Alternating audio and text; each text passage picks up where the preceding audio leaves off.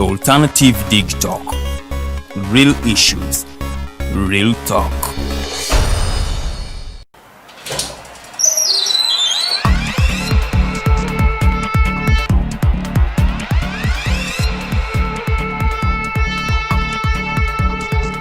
You have got to get up pretty early to go do something.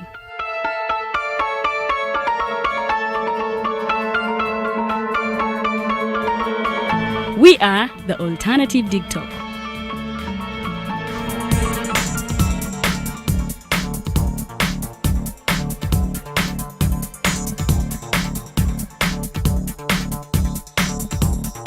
With our mobile studios, we are redefining TV presentation just as technology is setting the pace. We are blending our approach with fresh, perspectively designed breakfast show, The Mighty Drive, informative and entertainment show, exclusive and live interviews. We President Museveni wadde juzi namulaba apima akawunga kilo 2 tasobola kalya nini bwaba alya kilo 5 oyanema okuliisa eggwanga ne bwe limundekera. Njagala kwebaza the alternative Digitalk etuwadde kano ka Mighty Drive era n'abatuwuliriza bonna abali ku mikutu njagala basaba mugende mu maaso n'okuwuliriza. All given to you just a click away on your phone, tablet, laptop and smart TVs as we are streaming live on our social media platforms, on the road and on the go. We are the alternative Digitalk.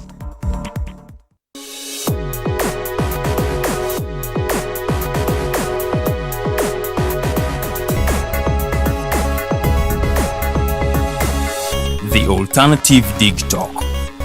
Real issues, real talk.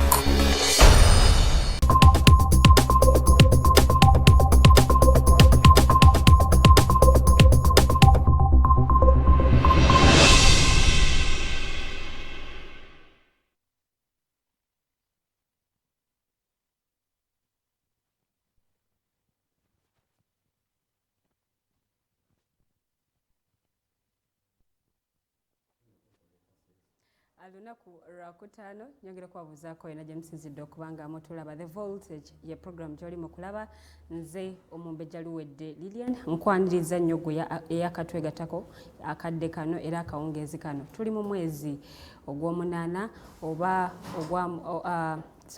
ogw'amuwakanya era nga ennaku z'omwezi tubala 5 ezakatambulako ku mwezi guno nze Omumbejja Luwede Lilian era nga nyongera okubaaniriza mategeeza tuli butereevu ku The Alternative Uganda Facebook page awamu ne Digitalk TV gye mikutu kosobola okubanga ate ofuna programu eno ng'eri live emikutu emirala osobola okubanga ogifuna nga ku YouTube naye ate ebeera baba bagitaddeyo buteezi naye nga ku mikutu gino gye nkusomedde egisookedde ddala Digitalk TV awamu ne Alternative Uganda Facebook pages tuli butereevu. Nyongera okubaaniriza nga mbabuuzaako mukulikireyo nnyo ddala emirimu gye muva okukwasaganya olunaku luno olwaleero ne wiiki eno oba oliawo beetambulidde obulungi mwebaze nnyo Katonda naye ate beetambulidde obubi ate tugume bugumi Mukama bw'atyo bw'aba ageze. Nyongera okusaasira abantu ab'embaale munnange enjege eyabatuukako wiiki ewedde ne wiiki eno ebeera tebadde nnungi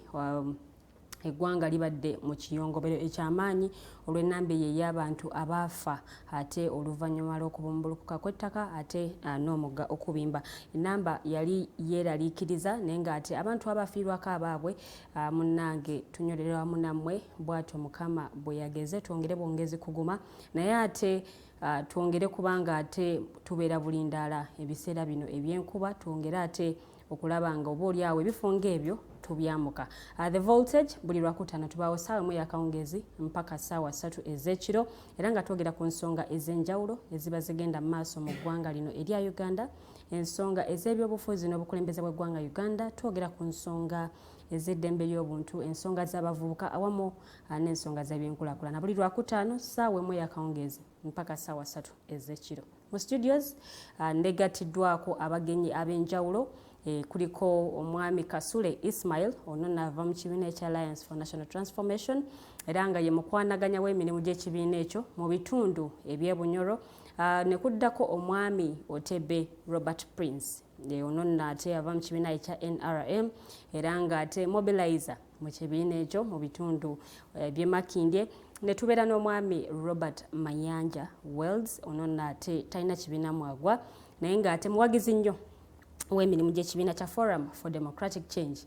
Bonna ndirawo mu studios olunaku olwaleero bagenda kuba batulamusaako mu ddakiika ntono nnyo mu maaso awo. Naye nga olunaku olwaleero tutunuulira ensonga za opposition. Wiiki eno ku ntandikwa yaayo twalaba ebibiina eby'enjawulo nga byegattidde wamu okulaba nti bakolera wamu bwe kituuka ku nsonga ez'akalulu era nga bateeka omukono ku kiwandiiko ate oba oliawo ekyatambula ku mitimbagano n'abamu abasobola okuba nga bakirabako okulaba nti bakolera wamu mu biseera bino ebyakalulu era nga bagamba nti bo bakooye okuba nti akalulu kabbibwa, embeera tetambula bulungi nnyo mu nsonga ez'akalulu era ne bawa n'ebyokulabirako ebyenjawulo eby'obululu oba oliawo obusembyeyo bwe twakakuba amabega era bwe baali bamaliriza ne basalawo nti bagenda kubanga bakolera wamu. Kye twasooka okulabako twakiraba Soroti omwami era ngono ye mukulembeze w'ekibiina kya National Unity Platform Honorable Robert Kyagulanyi Ssentamu bwe yagenda e Soroti okulaba ng'ate anoonyezaako munnakibiina kya FDC akalulu era nga mu lukuŋŋaana lwa bannamawulire no lwe baatuuza ku Hotel Africana era bye bimu ku bye baayogerako nti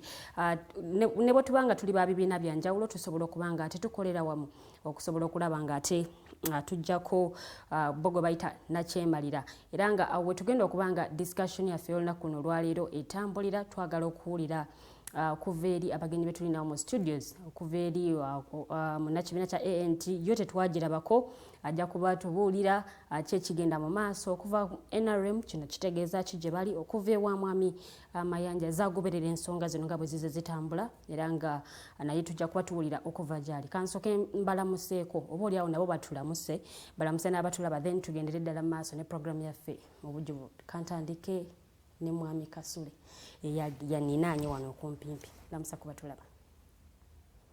Sooka kwebaza Mukama Katonda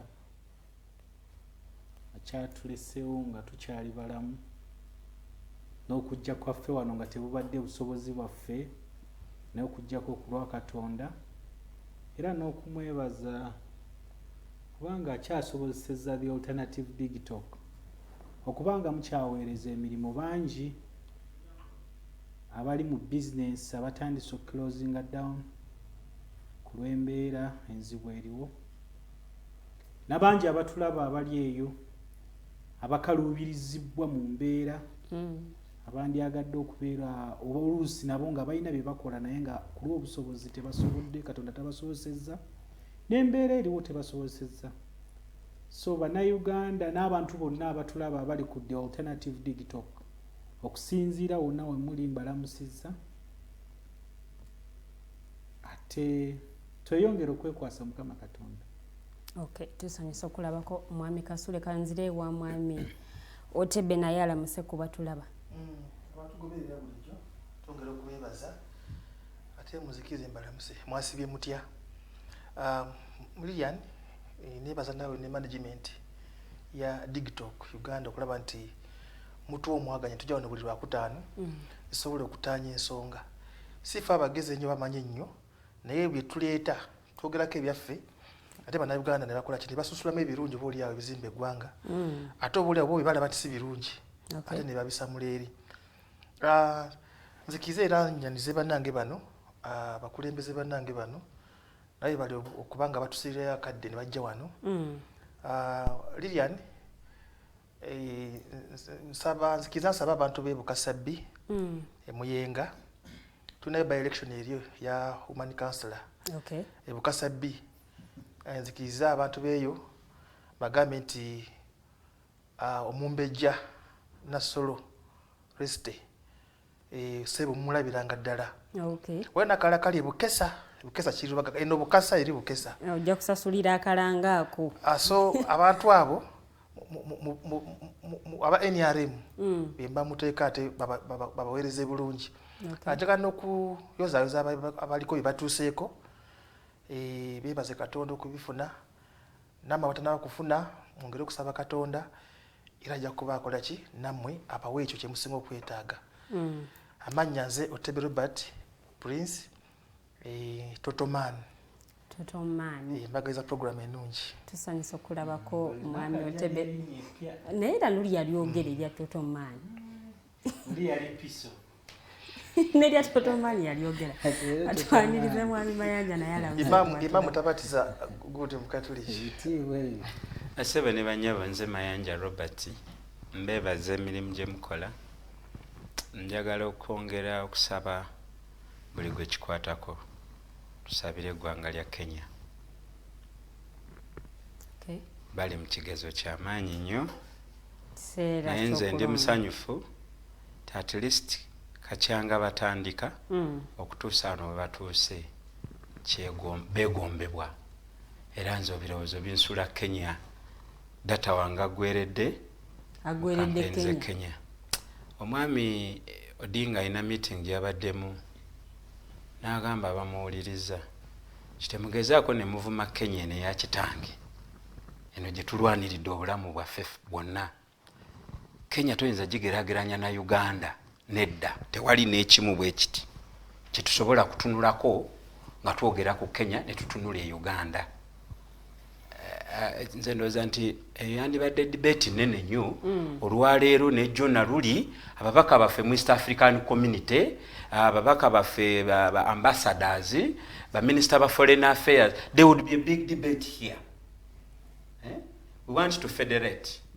Twagala kola single currency. But our partners are saying no. Simwe. Nze kunze statement nene nnyo etegeeza ebintu bingi. Naye babu we banana republic. Abalindiridde emmotoka z'amasannyalaze nga amafuta gagula sirinsi kakaaga. Basebe ne banyabo nsanyusa okubeera ku share. Omukulembeze w'eggwanga yagala tukwatiriremu mpola ebintu bijja kubanga bitereera.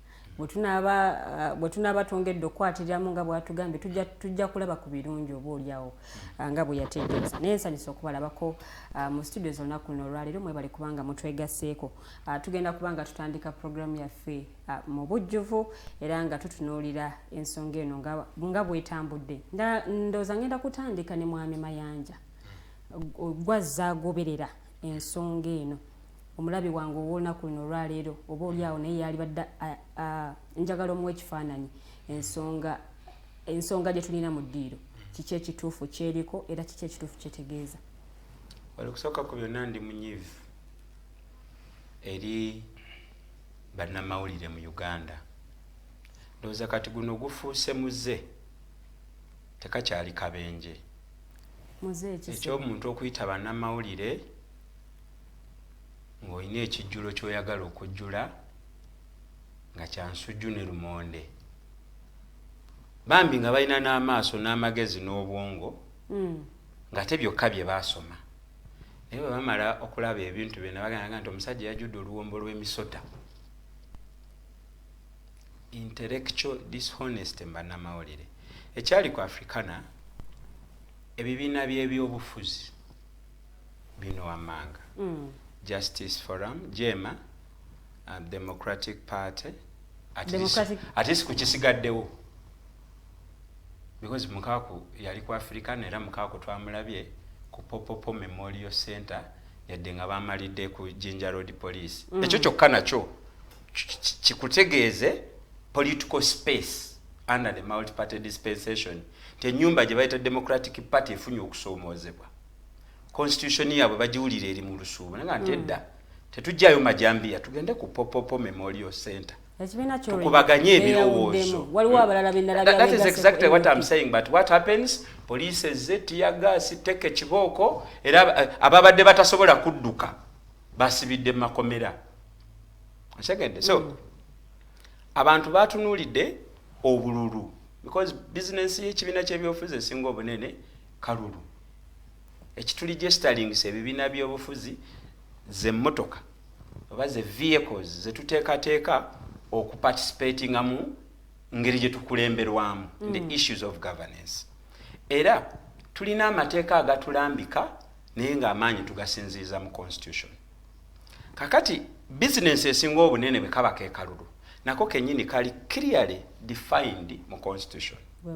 kakati abantu batuse ne batunula ne bagane bane Omoro Kayunga Soroti dala kino kye tulimu bakyakiyita kalulu nga bwe kali defined mu constitution mwalu ekyaliyo kakati mu iPod we bagendayo somebody else sets the agenda naga nedda katugende ku Africana abajema ne bagaffe bwe tubitunuulidde tuli basajja bakulu bavunanyizibwa tetusobola kukkiriza nti kino kye tulimu kati ke bayita akalulu nga bwe koogerwako mu constitution ne bakubira abeefudisi naga nti fe akalulu ne bakubira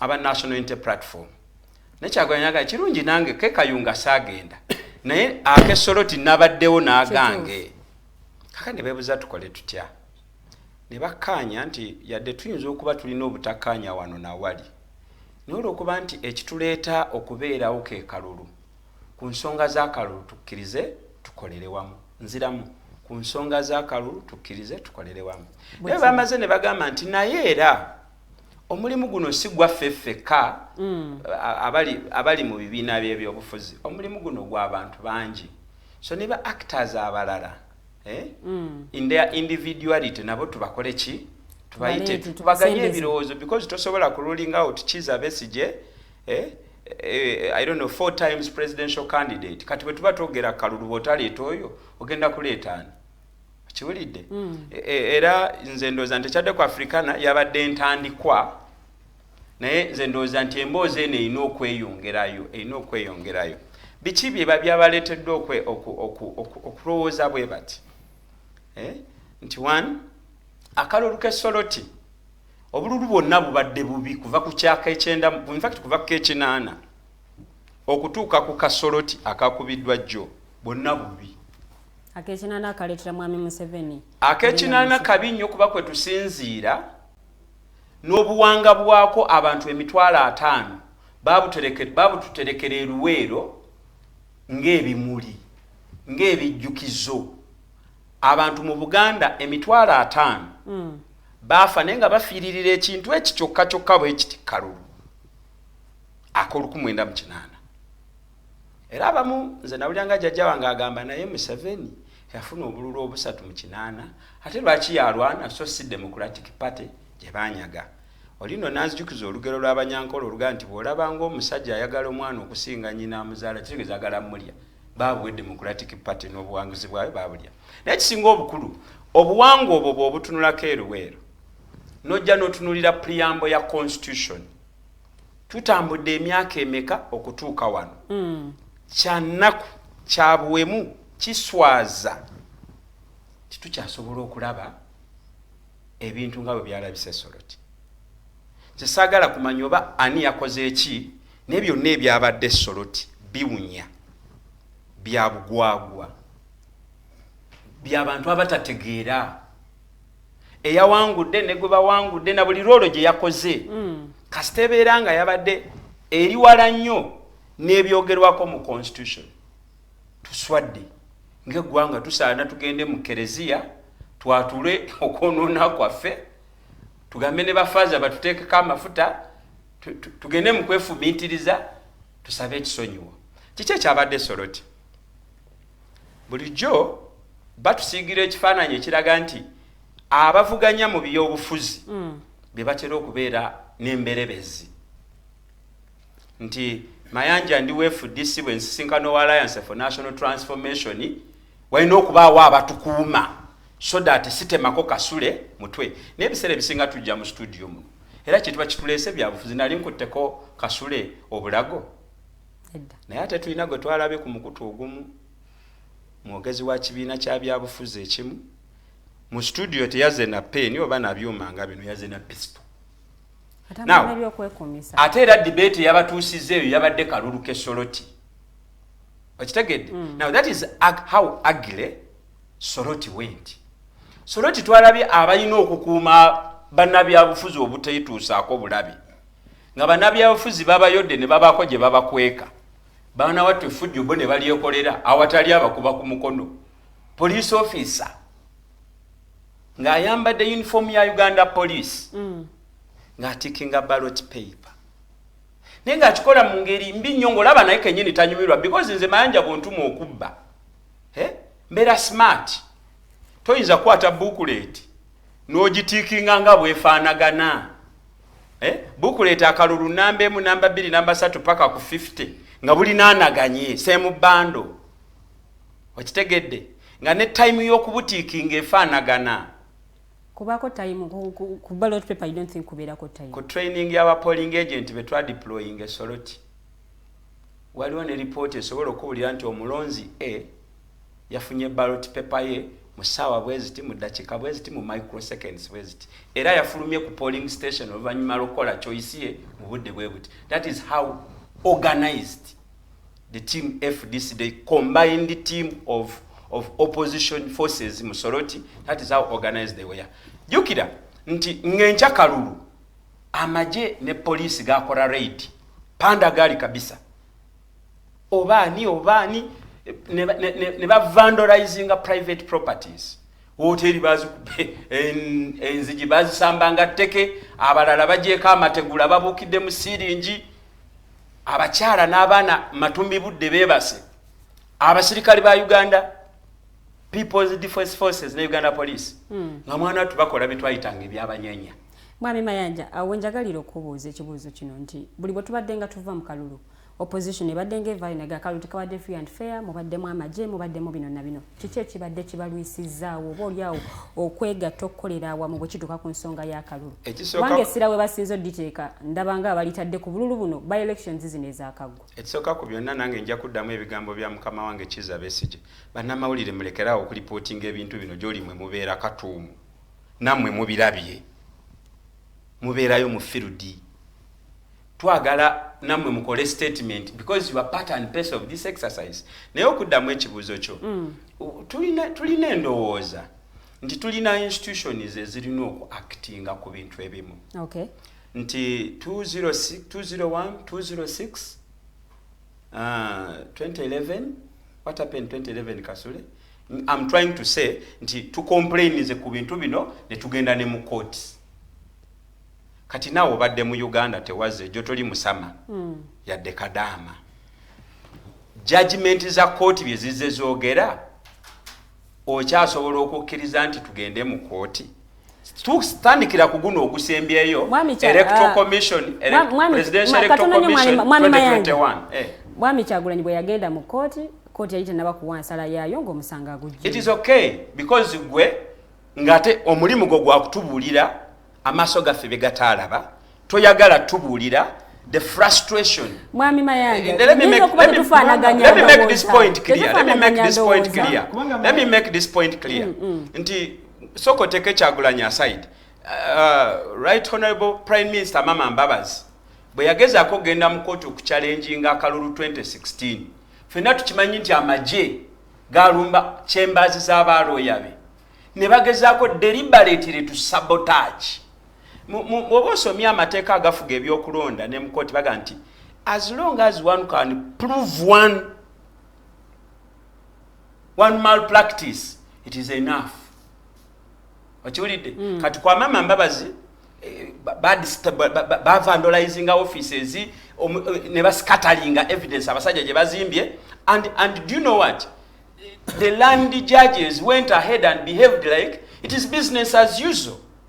Kati gwe munnamawulire go wandibadde otubulira but what exactly happened that Kyagulanyi pulled out of court naye nga tetunatuuka yeeyo mwezimu ku application ezaali musange ezo zakolwako ruling netulaba chief justice kati Winyedolo ne banne nga bataaninze against one of their own ne bamugirako amasanyalaze ne bamugalira ofi omukazi n'atuula ku lubaza naganze nze ngenda kusoma ruling eyange and do you know n'olwaleero luno tewaliwo munnayuganda yali asituse n'agamba but wait a minute tutuuse tutya wano omulamuzi wa Supreme Court bannene vaku bakifeesi baga mwe Bamayanja mutambulira mbayayi kwolwo bakifeesi baali mu loobuza abalamuzi level ki Supreme Court omukazi ne bamu vulgarizinga and we went on as if business is usual.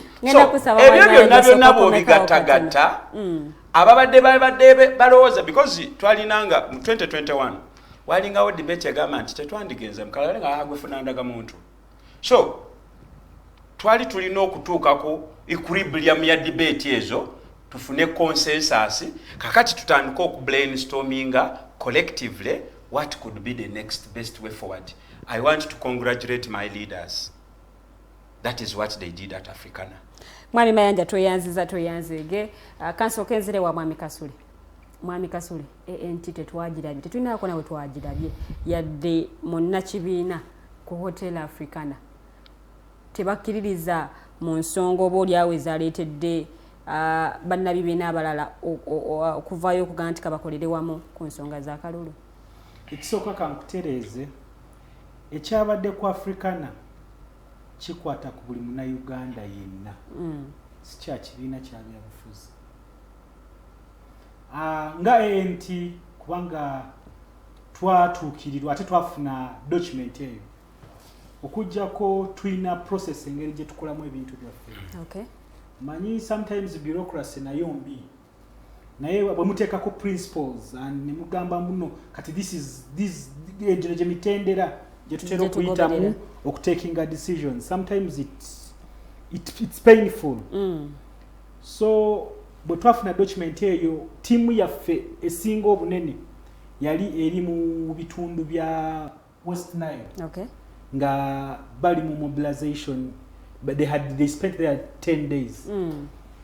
So bwe kyajja ku kitebe ate abalala bagomanyi ebintu by'emikutu oli atwala time okusoma email ye kubanga bana bakulembeze bayina a mechanism of how they pass on information to each other.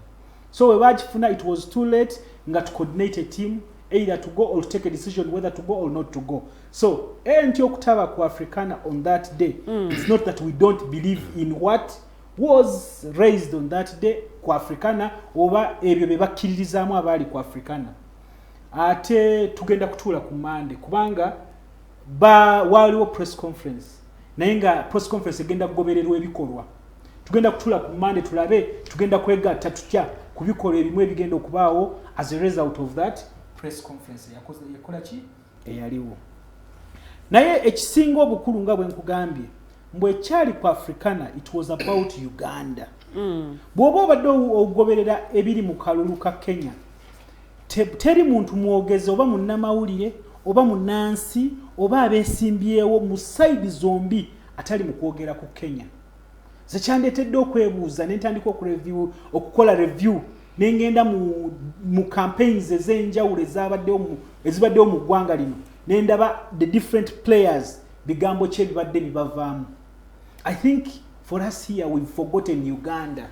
Buli kimu kyonna tukitwalira mu bintu ebi opposition egamba ki Mwami Museveni agamba ki agundi yayogedde ki naye nga twerabira tulina ekintu ekinene nnyo kye bayita Uganda ate nga bwe tuba tekikutte bulungi kisobola okusaanawo. So Mwami Mayanja akyogeddeko wano ne bwogenda mu kooti emisango gy'ebyokulonda according to samateeka yaffe bakugamba bagiweereze priority kubanga issues of the elections ziri very sensitive. Fenga ng'eggwanga eryaffe tulina na history mbw abantu bakwata emmundu ne bagenda ne balwana ku ebyo ebyali bivudde mu kulonda omwaka gw'ekinaana. So for us tulina that kind of bad history.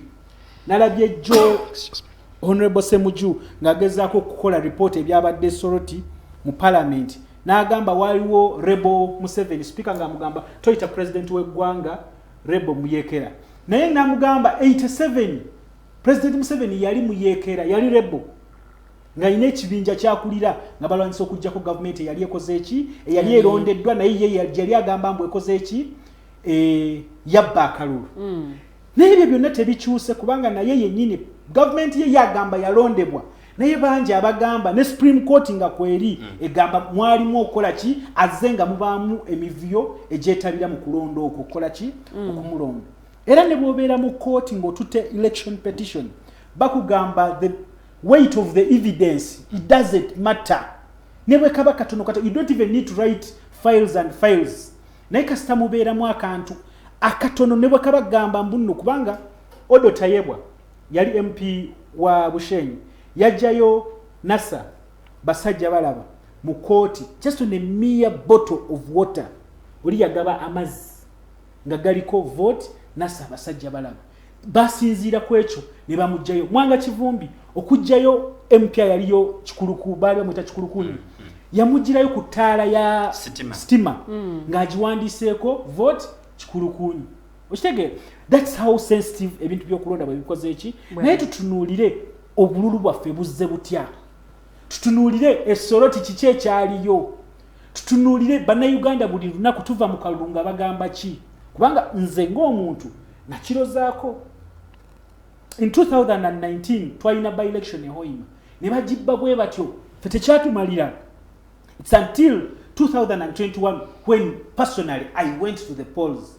nempangula akalulu nenkwata ne DR form zange nengamba ngenda mu Tale Center bakole ki bandangirire naye okutuuka ku Tale Center kasita bwe nagamba nze Ismail Kasule amajene gakola ki amajene gagira nayingira mu Tale Center nga sina naki kati ebintu bwe bityo bituletereza okutuula wa kwa Africana bibireetera opposition okugamba banange Dr. Besigye azatugamba ebyobululu budde muno tulina okugenda mu kalulu naye nga tumanyi akalulu kokati kagenda kukola ki okutuyamba okukyusa embeera eriwo Bobi Wine juzi we yayingirira mu kalulu naye yali agamba tufune endagamuntu ffe tukole ki tugenda kukola ki obimulekere naye akoze ki akirabye kati I think it's high time fenna nga bannayuganda not even leaders because you see leaders are just a vehicle abakulembeze basobola okubaawo every time basobola okwemagingawo abakulembeze naye tutunulire eggwanga lyaffe liragawa which type of elections are they organizing is tugamba mu elections kubanga nyingi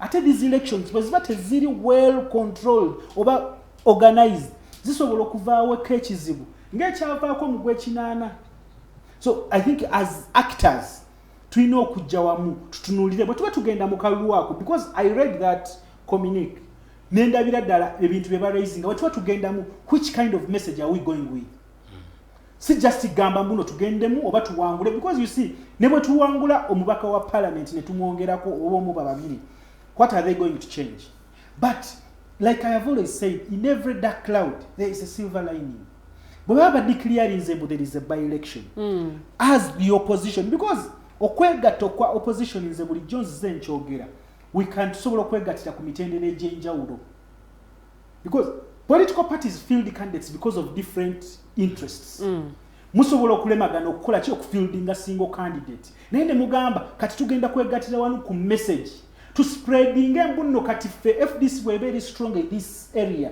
ANT is stronger in the other area National Unity Platform is stronger in the other area naye to spreading the same message kubanga ffenna tunyigwa kyekimu a kind of elections erimu ffenna tukikaaba kyekimu because Kyagulanyi bwe yagenda mu kooti ne bamu okunyigirizibwa kwe yafuna mu kooti Dr. Besigye yakufuna dda kubanga Justice Kanyehamba ne mu kitabo kye akugamba in 2006 when he even tried to read bwe yagezaako okwagala okusoma ruling ye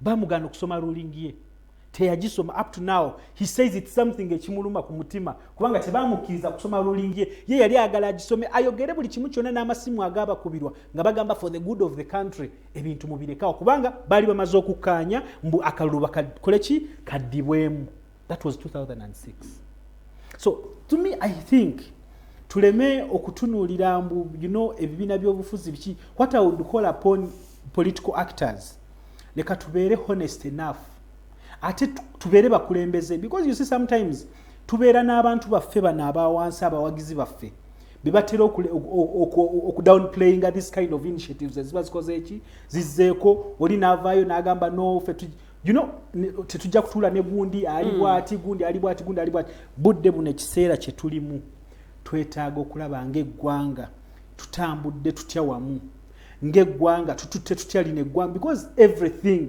kiri mu buwange ne bwe tugamba poliisi kubanga walabye ekibadde Essoroti amagye gavuddeyo openly amagye prime minister nejjo mu code nejjo mu parliament yazze nejjo mu parliament yazze sarcastically n'atandika president wife this yabadde anoonya kimu a prime minister of the country so nze Museveni ne bw'aba yagamba yatuleetera bavubi but I think Uganda should not go to that kind of level etuukire ddala awo wansi okubeera ng'ekintu ekikola ki ekyokuzannyiramu. So kibala banze mbagambye tutunuulire nnyo ekintu kya Kenya kibeeko nekyekituyigiriza tulabe the how decent their campaigns have been.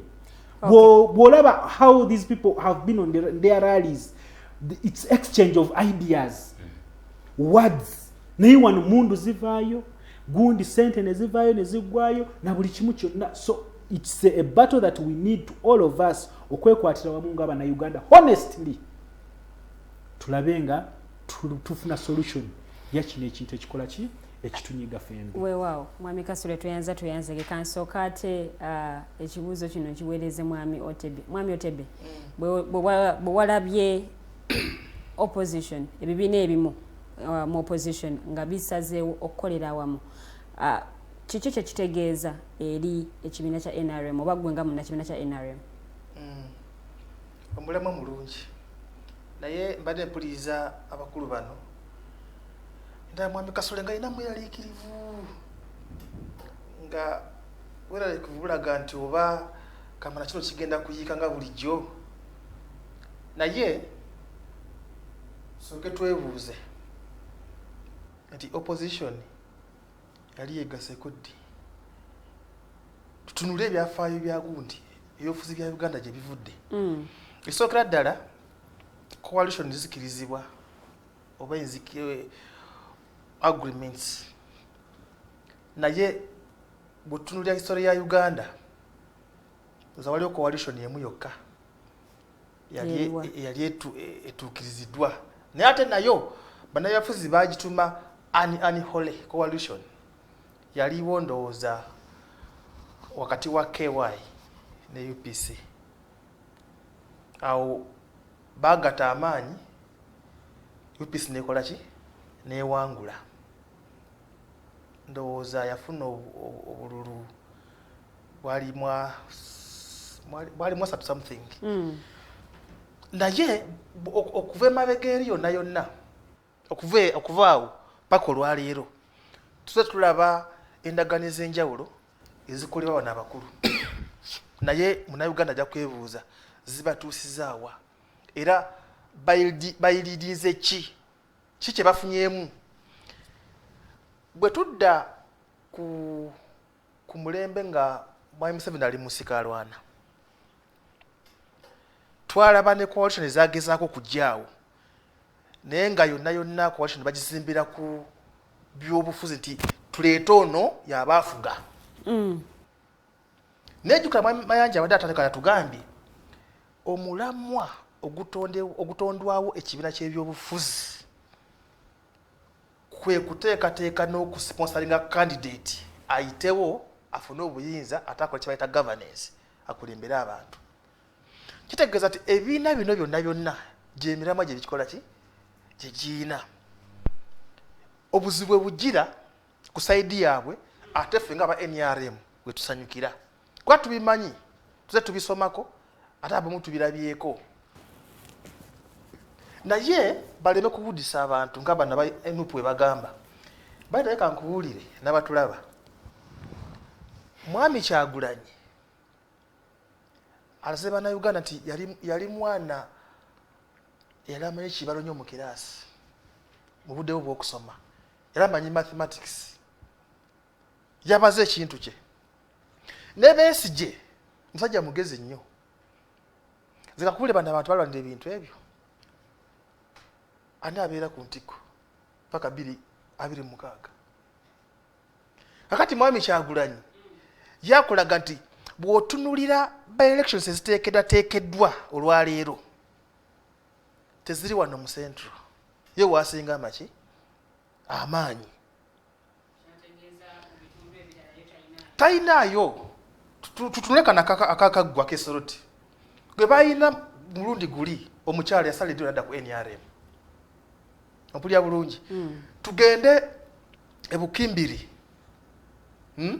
eno mu western tebayina n'omwana gwe baleese bamuzije buzyawo 19 years nga talina na biwandiiko bya senior 6 yaduse emisino genda okubifuna singa teyabadde teyeetegese bamugambe nga mumanyi genda ogire tukole ki ompulya bulungi tudde eno mugune mu eastern bayitayo gogonyo ndowooza besides Paris I think oba kiwulira kati mwami Kyagulanyi alaba nti olwaleero bajja mubuuza gwe wajja kuzimbira kibiina mu central wanooka oba nebweru wa segundi masekati g'eggwanga n'abaana gamumanyi tuleete kino ekintu tukole kiwandiiko ekitugatta nti we tulaba awantu nga ono yasobola nga teteekawo waffe naye baba tebalina kye kimu ne mukulu Besigye kyatunuulidde olwaleero therefore bano abantu tebalina mutima oba mwoyo gwa ggwanga gwe bakola ekintu kino tuvola bona akugambye ezimu ku nsonga ze bawadde kwe kuba nti akalulu kava mu kubeera akabi ate ne kwonoonekera ddala omanyi kati mubaamu okubbibwa okubba akalulu mubaamu amagye ebintu ebirala bingi nnyo bigenda mu maaso yes kirungi nnyo naye nabagamba oli ku programu eyaggwa nti bw'oba tomatidde wano waliwo avenue z'oyitamu ne mwami gundi abadde ku record mwami Kasule atugambye andooze Kabaale basajja balaba bamugjayo ng'agulira balonzi n'akacupa kaki k'amazzi yali kooti akalu kayogerako by election yali ku mulembe gwa President Museveni gwagamba nti ataddewo ki neutral ground Faizo Kikulukunyu gwagamba naye kooti yamugoba ku mulembe guno gwa President Museveni tovola olwaleero beyawuddemu wenjogerera kati esoroti wali abagenda kuddukira abali mu kuddukira mu kooti bakyaleji ngeki Victorian ya Arico kakati lwaki mubuzabuza bana Uganda nti system mbi ate gye muddukira zezikakasa abagundi bakandidates bamwe nga NRM ewabi obo kiwulira sinaba kubabuza kibuuzo mbubuzaaki ze kugambye system gye mugamba kikibuuzo okiwulira nti tewali neutral ground nti omuntu yateekateeka democracy yali mulungi nnyo singa mba temukanyiza wano mugende mu kooti musalewo byonna byonna bye mugamba nti kooti teziri gundi teziri fair teziri ki lwaki mugendayo okutuuka n'olwaleero Kyagulanyi tanyonyolanga bannayuganda kikyo kyamugisa omusango muki mu kooti si muzibe tebamusibye mumwa ye Museveni yanyonyola bannayuganda kye kyamutwaza mu nsiko kiki ekyamutwaza mu nsiko tugende mpolampola therefore nti mulekaawo okubuzaabuza bannayuganda mmwe mubuildinga side opposition nga muteekateeka nti kati onza alina okubeera wano nza alina okubeera bakiyita batya ekintu ekyo kibi multi party democracy kibi why are you raising it si kirungi nga mukola ki muguluminga omuntu oyagala tugende mu nsiko nga that's why tolwaleero mmawo bwagambye nti akoze gundi coalition ne NRM kati dipe eri mukola ki eri mumasanganzira just because mu building omuntu omu singa bikyali kyetaagisa bayirawo ebimu ku bugundi ku bisaanyizo bw'oba wandisa ekibiina ky'ebyobufuzi kuliko columns beetaaga bemba nga 50 okusayininga ekigundi those forms kakati bano obuzibe balina babuilding omuntu omu kyekugamba olwale bano abasajja babiri bana kye batunuulidde okutuuka 2026 nja kuba ndiwa mu politics wa Uganda olwaleero kati bano tebategeeza kulimba bantu babayitayo kati buno bwana nabo bugira bukola ki kukyali munasare bed okiwulira kakati bantu babayita kati eprograma ziri bire ziwandira ki wano tulabe nti anakola ki jema yabadde mulimu ebibiina ebirala jema kenyini kamudeme kya jema olwaleero ona ne basumani basalirwa ayogera birala ne kyamundu ayogera birala omu yeegana ogambye wabadde ebibiina bibiri kati jema yabadde kati mugamba kati bemugamba nti bibiina naye nga abantu bali bameka bali babiri kakati mmwe jema gogamba asumani basaliraga ayogera birala ne kyamundu akola ki ayogera birala kati bye mulaga bannayuganda muze kwegatta nga mukyekuba n'okwekuba so kino mwami Lilian Sebo Omumbejja abeera Sebo n'abatulaba abantu bano bakkirize defeat batule butuuzi nekyajja kulitamininga egambe nti awava muno wadda muno mwami Mayanja jangu okuleki okulembera eggwanga naye nga mukyali mupolitikisi ono w'okubuzaabuza Bannayuganda bannayuganda tebagenda kuba trustworthy olunaku n'olumu. Remember I told you last time nengamba nti ffe tuli beeteefuteefu buli by election egenda okujja wano tugenda giwangula. That's why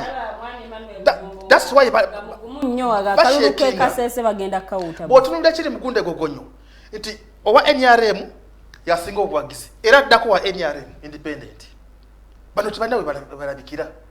I get the point. So badde mbasaba wekiba kyetaagisa okusatula buli kiba kyayafuze kiri mu Uganda muddeyo wansi muzimbe emirandira gy'ebira by'obufuzi mulekayo okuzimba omuntu ng'omuntu kyova abantu bwe tubeera mu kalulu gundi MPO Kakumire wajja Honorable Nabanja nga bamuteeka ekibiina kya gundi enkofera ya Prime Minister gundi chairman wa NRM wajja nga bagamba president w'eggwanga ffe tuyina abantu bangi betugriminze mu NRM nga ne bomulaba kugamba kyekyo ne bantu baba ne omuntu ogwo katugenda kutuka mu kalulu. Mwami Otebe ensonga gye basinze okusaaka essira ke kalulu era nga boogera ku mivuyo egyetobese mu kalulu akesoroti ke twakamaliriza akekayunga omoro n'ebitundu ebirala n'aka 2021 general elections.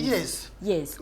So bye bayogedde badde balimba kusinzira ku bye tubadde tulabanga ku mawulire sigwe gusoose bana abantu batanyo defeat buli we bawangulwa waliwo emivuyo bo we bawangula tewali mivuyo kikola ngambye ono nasa abasajja balaba kumugoba system ya NRM faizo kikulukunyu olwalero mwami muwanga kivumbi oyinza ogamba nti Butambala constituency ye yaggulawo poloti tavaawo ne kooti yamuleeta bano gye bakola ki ze bawakanya. I get the point. Banda abantu nokugenda mu kooti tebaba na bujulizi. That's why nti ono kyagambe kyamukola leba Mbabazi ogenda mu kooti simanyi bakola ki ebe nabyo zaali games zaabwe nga tebamanye tebalina ki tebalina bujulizi bukola ki bugenda kumatiza kooti okusaza okola ki okusala emisango. So Mayanja ne Kasule n'abagwa mu biti bya mulimu ndowooza it's high time mugobere Mawo kyakoze. Mawo musajja ategeera awude ebyofuze ebbanga ddene okuva Makerere nga ligiri president nesimba eggulu bwa chairman wahona nesimba kuba president. Mwami Otebe alabye nti Mwami Otebe kibuuzo kino kakigende gy'oli tolowooza ko nti kino ekyokuba nti omukulembeze w'ekibiina kya Democratic Party yega obaoliawo yasazeewo okukolera awamu n'ekibiina ekiri mu buyinza eringa engeri y'okufeezinga out opposition nga babagula omu ku omu oba nga babayita omu ku omu. Kakati Mawo si nyaanya nti ali ku mudaala bamugula Mawo si kyamaguzi lenga bwe kugamba endowooza article eri 18 wa 16 endowooza eragira bulungi article ekwatagana ne gundi n'ebibiina by'obufuzi ekkiriza coalitions. Is that a coalition ya Mawo? Era mwami Mawo kyakoze it's a coalition. Kitegeeza musobola okwagulira ku principle nti mwami Mawo yagamba nti tulimbe nnyo bannayuganda tubasuubiza transition tugenda kuwangula musajja n'ebiganye naye ka tugenda twegatte naye tuteekewo peaceful transition of power from mwami Museveni to mulala not necessarily Mawo nga we mulowooza ayinza okuba mulala yenna ayinza okuba ne mwami Mayanja. So Lilian si kugula era kyobalaba DP ekyaliwo President Mawo akyali ssekagale wa DP yadde nga minisita waki bakyamukiririzaamu ng'omukulembeze w'ekibiina kyabwe. Nedda tebakyamukiririzaamu lwa nsonga kyeva ngambe nti ebibiina by'obufuzi mu Uganda ng'ogyeko NRM bizimba omuntu omu a century after a century.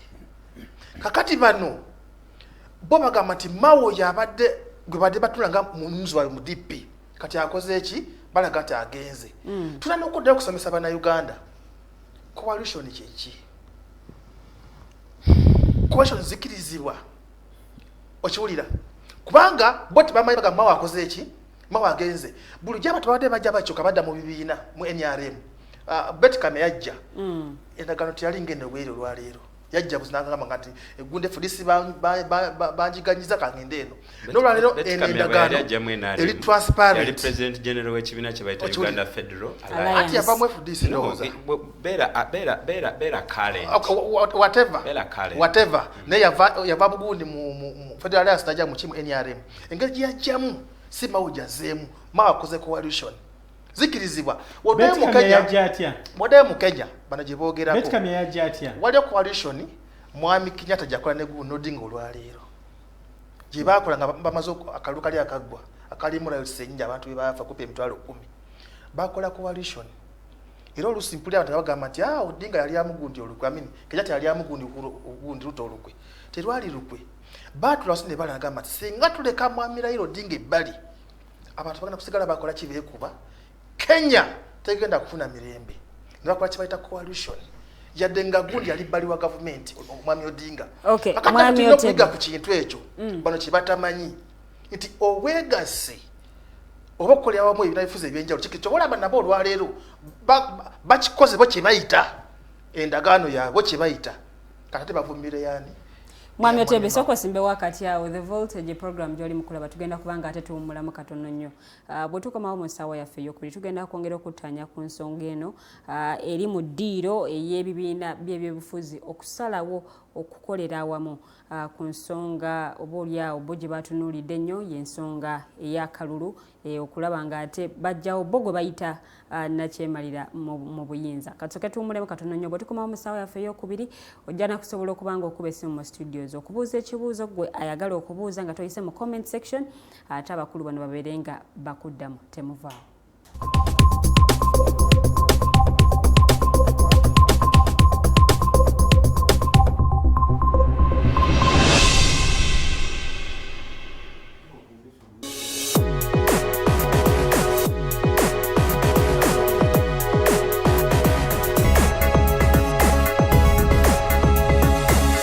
The Alternative Digitalk. Real issues, real talk. How are you beautiful Ugandans? It's your girl Digitalk. Welcome to the fancy floor. Who doesn't see my hair, guys? I am super glamorous. Remember, this is the only show where we're going to be talking about fashion. Please, where are you think? Teaching. What has been confusing you about fashion? Sorry, you said I should not smile. For all the information about fashion, maintenance of body shape. I can wear bling bling when I'm going out. So you can wear bling bling going out or any occasion. We shall be doing all this in the fancy floor. Remember, it airs every Thursday right from 8:30 to 9 with your girl Teddy Tenjo. It is the fancy floor.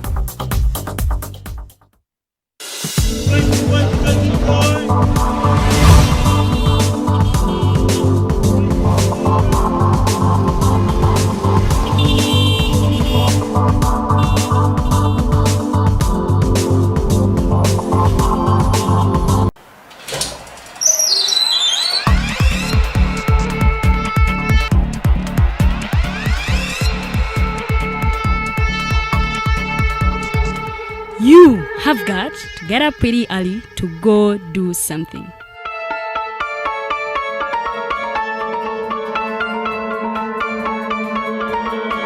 We are the Alternative Digitalk.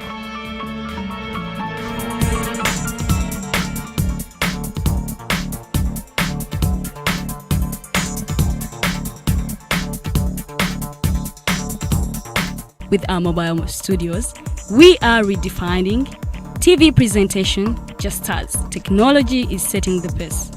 We are blending our approach with fresh, perspectively designed breakfast show, The Mighty Drive, informative and entertainment show, exclusive and live interviews. We President Museveni wadde juzi namulaba apima akawunga kilo 2 tasobola kalya nini bwaba alya kilo 5 oyannema okuliisa eggwanga ne bwe limundekera.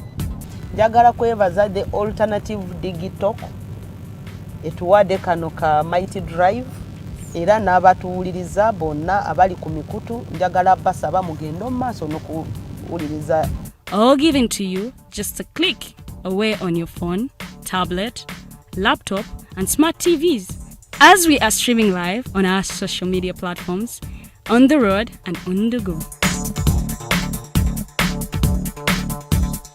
We are the Alternative Digitalk.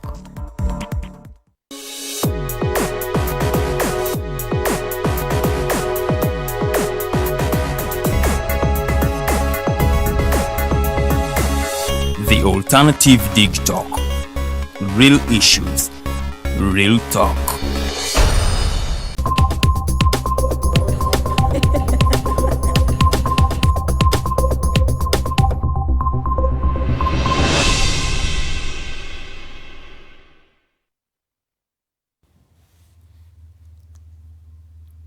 Kulikayo nnyo mukuumulamoko The Voltage ye program gy'oli mu kulaba nze Omumbejja Luwede Lilian era nga tukyagenda ddala maaso ne program yaffe ey'olunaku luno olwaleero tuli mu ssaawa yaffe ey'okubiri.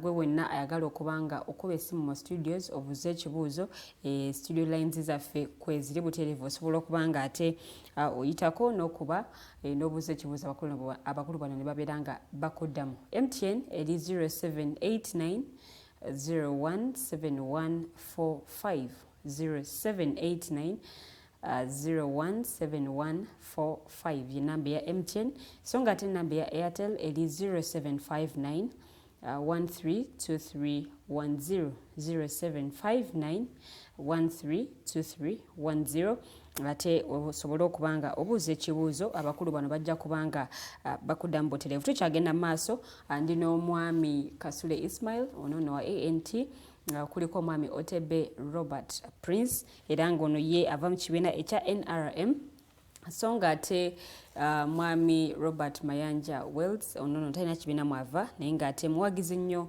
w'ekibiina ekya Forum for Democratic Change. Tukyagenda mu maaso n'okuba nga ate tukuba tooki oba oliawo abamu kye bayise obwegasibwa opposition bwekituuka ku nsonga ate eyakalulu kubanga essira bwe basinze okuba nga baliteeka tebeegasse kuba nti bafuuka muntu omu ebibiina buli kibiina kikyetengeredde so nga ate basaze okukolera awamu bwekituuka ku nsonga ez'obululu. Naye njagala nzire ewa mwami Mayanja. Mwami Mayanja, bannayuganda abamu waliwo abagambye nti okwegatta kwa opposition kw'omulundi guno kulinga oba okutayawukana na TDA eyaliwo gye buvuddeko oba emyaka egiyiseeko emabega. Ekisooka ku byonna politics ali progressive. Democratic politics ali progressive. Okay. Dictatorial politics ali retrogressive. Bw'oba obeera mu Uganda ojja kwetegereza who is retrogressive and who is progressive. Nzikiriza nti waliwo challenges mu TDA. Naye nze sijja gamba nti byali bifo oba bikirwa nsonga nti Uganda amata ga democracy tuyiga biyige ogayonka. Okay. It is going to be work in progress. Era ffe ekitulueta emisuwa okutwereega mu mitwe nti abandi badde bavudde kati mu baby class ne middle tugende kati tuli mu P1 ate bwe tugende sorority twezuula nga tukyali mu kibaya. So omuntu atunuulira ekiri ku Africana nze mugamba totawana kigeraageranya na kyali kibaddewo. Bino si byebiri ebya UPC ne KY okiwulira wabula eno ntandikwa y'ekintu ekinene ekigenda okujja. Era nawano mwami Kasule nsaba kutereezaamu nti kubanga Mayanja mu byobufuzi mbeera wali gonja wakalira. So nkukakasa nti olugendo luno lwolaba olwo lwatandise ku Africana lugenda kuvaamu ebintu bingi nnyo. TDA luli yagwa ekigezo kya formula ku United Single Opposition Candidate. Tebalina formula. Era bwe kye bakola bagenda ku leisure shoots ebugoloobi ne batuula abantu abatawera 205 nga badiscussinga issue y'abantu abawera obukadde 18. It was bound to fail. Kati waliwo ffe abalina formula olwaleero ndi wa mukisa nti njinyonyoddeko geno muntu. Njinyonyoddeko ba actors bensuubira nti they can amplify this idea to the practical level. Mukakasa nti tulina formula bwe tuba nga tusazeewo that the direction is kalulu. We have a formula, a democratic formula for a single opposition candidate from the lowest position up to the highest position. But the question is, mu Uganda mulimu environment, an enabling environment for this kind of dispensation to play. nkuwadde ekyokulabirako nti aba DP bokka nga bafunye obutakkaanya, which is healthy in a multi-party democracy. Tebagenze mu butale, tebagenze mu nguudo, bagenze mu hoteri. Bakubaganye ebirowoozo, bareflectinge ku constitution yaabwe, bafune opinion from their elders. What happens? It is police. So police is another political actor. Nenga bw'aba ajja mu kisaawe agira mu uniform z'abalifiri nenga ate mutuufu asambera bw'abeera nga tunudde mu goola ate ebesoloti yateebye. Esoloti wedda paasi bwe zituukira ku mupoliisi nga yakuba munda so nga yalina kubeera lifiri. Wakitegedde? So and this is where I think my brother Otebe went off track. We are not saying it is not contestable mu NRM y'amaanyi. Anyway, lwaki si y'amaanyi ng'erina Bank of Uganda terina limit ku their campaign funding. Bannakibiina bacontribute. It is okay. I am saying tebalina limit ku ssente mmeka ze bakozesa.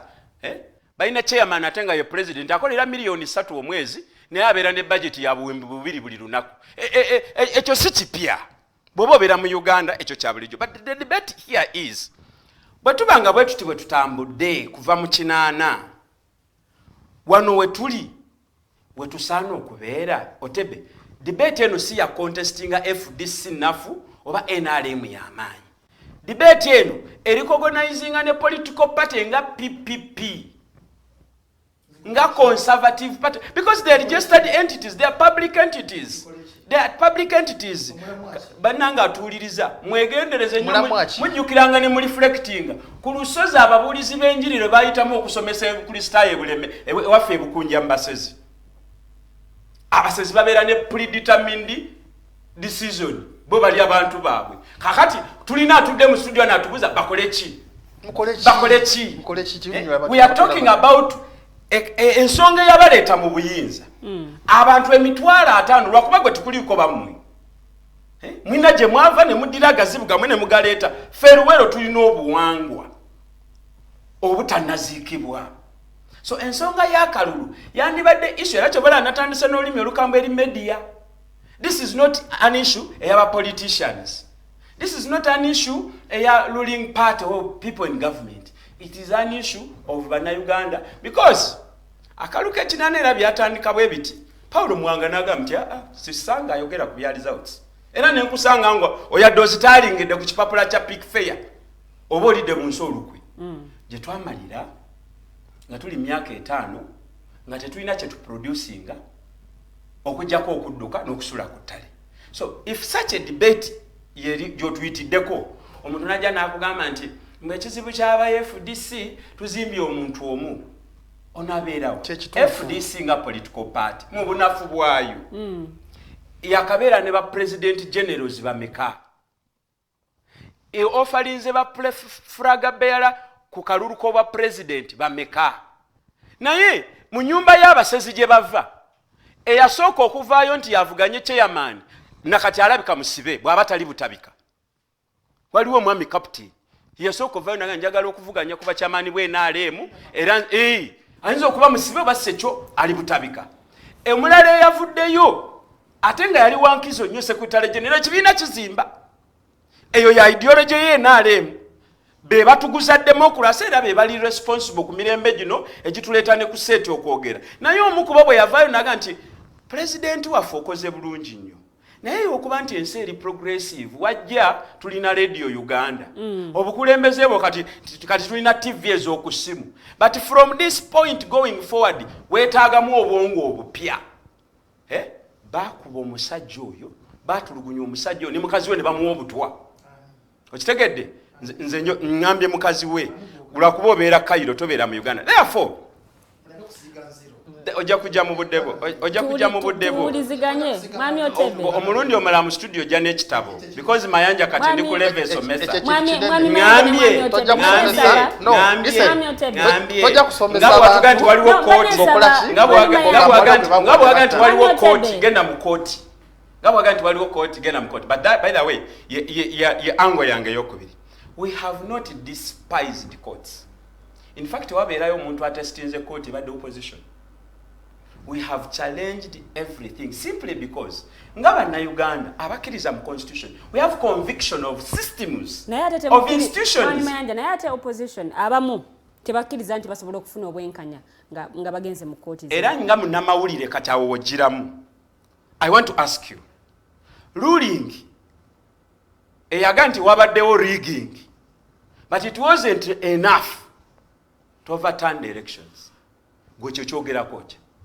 How do you define such a court? Ti omubbi yazze n'amenya enzigi ng'essoloti n'alya ekyeggulo n'abajja ku kitanda n'abateeka wansi n'asiba omufaliso n'asiba esseppiki n'akatuulako ensuwa n'ogenda mu kooti omulamuzi aga nti of course yabbye naye teyakutte ku musingi n'amabaati yagakulekedde. Ate bino tetubyogera because we are divorcing from these courts. But remember, I made a disclaimer that we are building a national state. We are trying to build institutions that once upon a time were closed. Mwami Kasule abadde naye. Neka tugenda zizimba. Actually, koti yagamba 2006 mbu okubba emivuyo na buli kimu kyonna kibaddemu naye ku lw'obulungi bw'eggwanga. Leka tutambulire awo. Mwali magala kande Mukyala Robert nagambye nti si kyangu kyakubuulira njiri ya Bukristaayo. Si kyangu kyakubuulira njiri ya Bukristaayo si kyangu kyakubuulira njiri ya Bukristaayo. Mugibuulira abasezi. Kamu information. Mulemede ku nsala ya kooti eyo. Oweereza information. Ne wane Kenya, yes, wane Kenya omulamuzi Malaga yawe ensala nga Odinga tutauki okwemulugunya kwe mu kooti n'asazaamu okulonda ku evidence yalo nti results baziwandika ku lupapula olutali mu mateeka bagiyita 35B okulonda kuddibwemu bwe baddamu okulonda Odinga teyakola ki teyetaba mu kalulu kati ze nkubuuza kati ekibuuzo kino kiddemu ng'oziramu kooti yasalawo ekyo nti okulonda kubaddemu kujuddemu emivuyo naye tekuyinza kukyusa bikoze ki bivuddemu kulonda. Mwali mwagala candidate wa NRM Museveni akole ki? Kyekiri kye nagambye nga ntandika Shane lusozi nzikiriza nsabayo n'olunaku tutongoze abaminsani abajja wano tubasabire okubuulira abasezi b'ebuyukwe n'ekyaggwe enjiri ya Yesu Kristo si kyangu.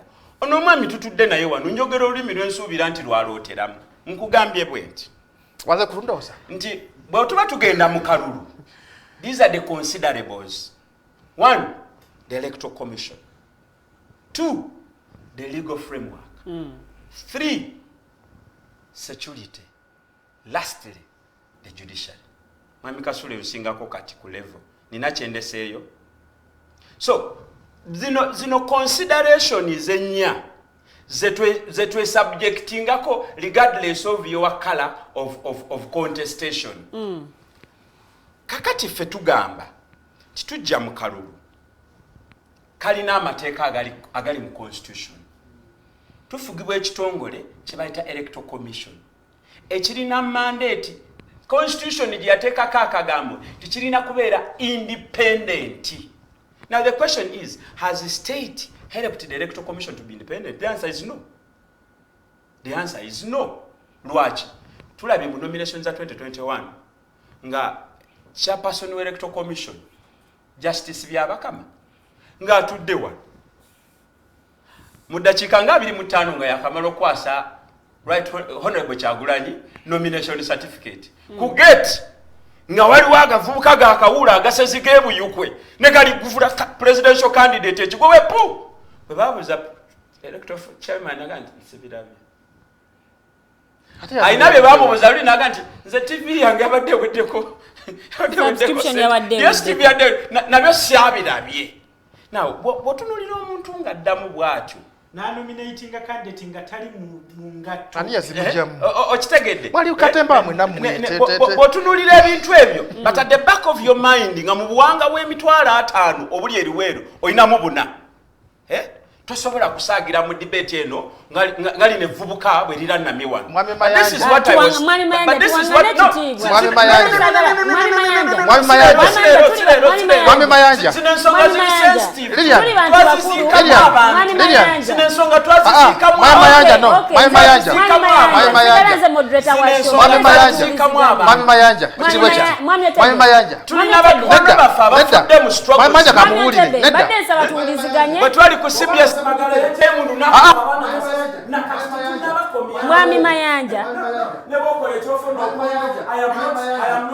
Ngenda saba ndoza tuwumulemuko katono nnyo tusooke tutereze studio then tugende mu maaso and Mwami Mayanja. Mwami Mayanja.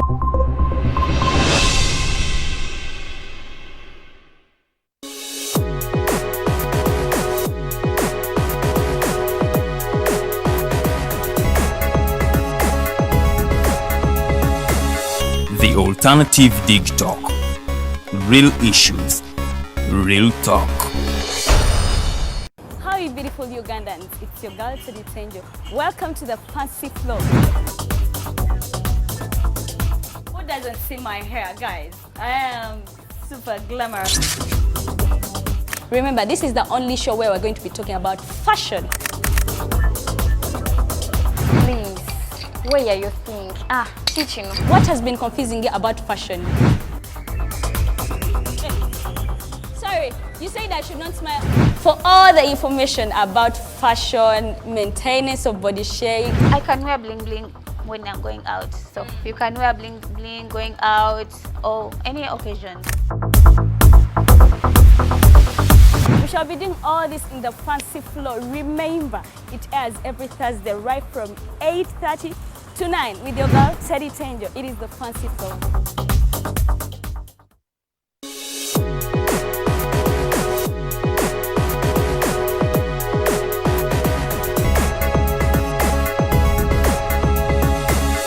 The Alternative Digitalk. Real issues, real talk.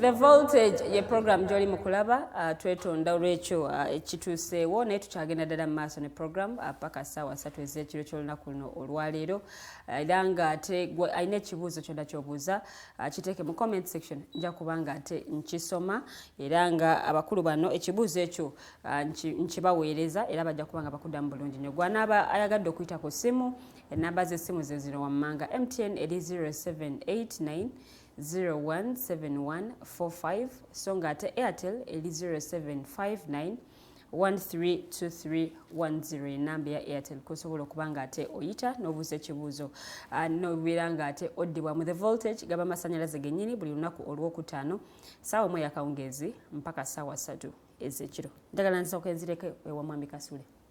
Mwami Kasule, bwe twabadde tetunnaba kuwummulamu mu kitundu ekyasokedde ddala Mwami Otebe yabadde alina ekibuuzo kye yabadde reasons ng'agamba nti lwaki muddukira mu kkooti ate nga mukimanyi nti temugenda kufunayo bwenkanya.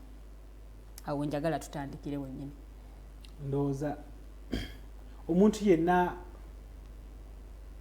asomyeko ebyafaayo ate ategeera bulungi ebyobufuzi ate ng'ayagaliza eggwanga lino yandibadde asanyuka busanyusi mu byonna bye bakoze opposition kyekola tenaba kutwalira amateeka mu ngalo. Ekyo kikulu nnyo era omuntu yenna awulira mbu ayagala eggwanga lino era ategeera bulungi ebyobufuzi yandibadde ekyo takisaagiramu nakisaagiramu because nze nzijjukira bwe baamala okulangirira akalulu kaffe ehoima basooka ne baleeta amagye ne geetoolola hall mwe twali. Kati bwe navaayo nga ngenda waggulu kubanga waliwo nga pavilion register we yali atudde nga wa declaring results bwe balabanga nyimuse ne ngenda waggulu amagye ne gasembera bo baali bamanyi ngenze kukwata either register mu tai oba ngenda kumukuba kusanyawo because eki ebiriwo naye nze kyali kintutte waggulu kumugamba one ampe tale sheet gye yatalingirako results ezo kubanga already nali nina empapula nga ziraga kintu kirala nga njagala kudduka mangu mu kooti nsabe recount. Just imagine that amaje gali on standby either okuba omuntu oba okuba abantu kubanga abaana baaliwo nga baagala okulwana n'okulwana ne mbagamba nno mukakkane ensonga zino tetugenda kuzitwalira mu ngalo tugenda kukozesa amateeka gonna agaliwo. That's why you see I'm one of the people abava mu high court mu magistrates court nengenda mu high court nengenda mu court of appeal and nkyaliwo up to now I'm still fighting legally and constitutionally because constitution etuweereza eddembe eryo okukola ebyo byonna bye tukola. Nze sandyagadde kubeera musiiwufu wa mpisa era nze bulijjo bagamba abavubuka omulembe gwaffe tegulina mpisa naye tewabangayo omuntu okusiiwuuka empisa okutuuka okukwata emmundu n'ogenda n'olwanyisa gavumenti yakoze eki eyaliwo because mwami Museveni obunyiivu oba okunyiiga kwe yafuna oba obulumi bwe yafuna ng'agamba babbya akalulu akataali because you see mwami Otebe akyogeddeko wano n'agamba ffe aba ndi tukyali bato nnyo tetulina kye tulina. Mwami Museveni ni 80 yali actually ye ng'ali bubi nnyo n'okusinga budde buno abamu bwe tuli okitegeera naye n'afuna obunyiivu n'afuna eggundi emutwala mu nsiko n'alwanyisa gavumenti eyali eriwo ng'erondeddwa abantu nga tali even second to nga tagezaako n'okusembera ku wookubiri. So nze kyengezaako kugamba mbu ebintu bya kalulu biri that sensitive. So I wouldn't want anyone atandika bisagiramu mu lwaki temugenda mu kooti lwaki mugenda mu kooti mukola bwe muti. We know how dictators play. Osobola ogenda mu kooti actually n'akuweereza success as long as bw'aba alaba tekigenda kumuaffectinga okulabanga ku bufuzi bwe bwakoze eki bwaliwo bwanakyemalira bwagezaako okukola ki to legitimize him. It's like even abamemba ba parliament abasinga abayitamu aba opposition they don't go through that because Mwami Museveni ayagala nnyo bayitemu but because alaba how do I legitimize this government kinatambula kitya kinalabika kitya. So nze kyengezaako okugamba ate kyengezaako okubiriza bannayuganda bonna zino ensonga eziriwo si za kusaagiramu zino ensonga ez'akalulu kubanga the more you push people n'obamalako options ne tujja kushonga zino n'olaba abantu n'akulaga kati temulina kyakukola mutuule because kooti temukyalinayo mugaso. Akalulu akaorganizingwa because it is twice on record Justice Byabakama nga bamulago predict ballot papers because electoral commission yeina obuvunanyizibwa bukuuma all electoral materials. Now electoral materials they find themselves in hands of individuals the likes of the Tango Doys of this world. Nga osanga Tango Doy alina obululu anaya distributing aina team ye distributing egenda ngekola staffing in different polling stations. It was in Hoima on record. I was with General Muntu ne tugende wa Justice Byabakama. He acknowledged, he even signed nakiriza because you see ogomusango kujja ko tegwateking a route in court because COVID came and actually ne tudda mu kalulu akalala. But even we had because we had applied for discovery and the court had granted us that permission because Justice Byabakama was on record. He acknowledged that buno obululu, the serial numbers and everything, these are our properties. Then the question was, how did they get out of your hands? So nga kikulaga mbu the independence tekyakoze eki tekyaliwo. So bwe tuba twogera ku kalulu n'olaba Essoroti polling station batuuka by sawa MP actually it was on Ekalit on MP w'Ekitugumu yagenda ku polling station nga polling station presiding officer nakkiriza nagamba obutabo bubiri obutabo buna each booklet is 50-50 babututte ayabututte ye gundi n'abutiikinga ate ne babusuula muno naye at the end of eventually ne ba stopping okulonda ne baddamu ne bakola ki ne bakukkiriza ate nabo ne bakola ki ne babubaliramu that kind of practice. Okitegere nze kyogezaako gamba when you push Ugandans n'obalaga mbwe court tekyalinayo ssuubi bw'ojja kgenda mu court bajaji bakole judgments ezaabwe nga bwe babiraba nga bwe beetaaga. Electoral Commission cannot even protect the credibility of the election. N'olaba mbu buli kimu kyonna amaje oba poliisi erina okutukuuma ne mu kalulu kati yekozesebwa okukola kyokulaba ng'emmalawo eddembe. You are reducing the options abantu ze balina, which is very dangerous for our country. That's why for us, some of us were saying, where are you pushing us? Why? Olwaki oyagala kuleadinga abantu into temptations? lwaki oyagala kujjukiza abantu nga kiri ekyaliwo? Because you see, in 80 there was no reason why emitwalo 50 gy'abana Uganda gyandifudde nga you're going to repeat the same.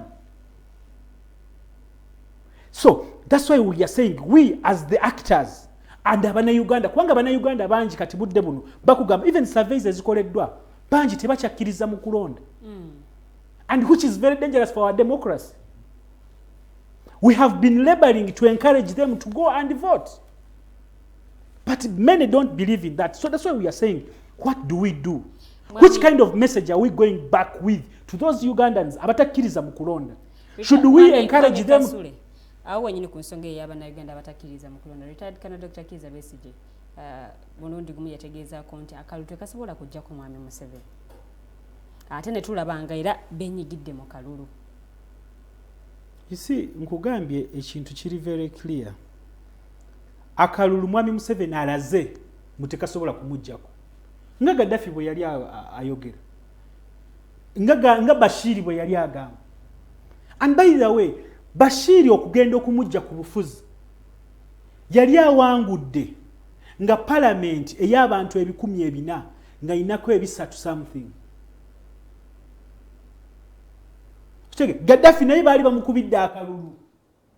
Saddam Hussein bo bakubisanga na musaayi. Okitegere? So that's kind of elections kati ne Museveni akulaze mbu tekasobola kukola ki.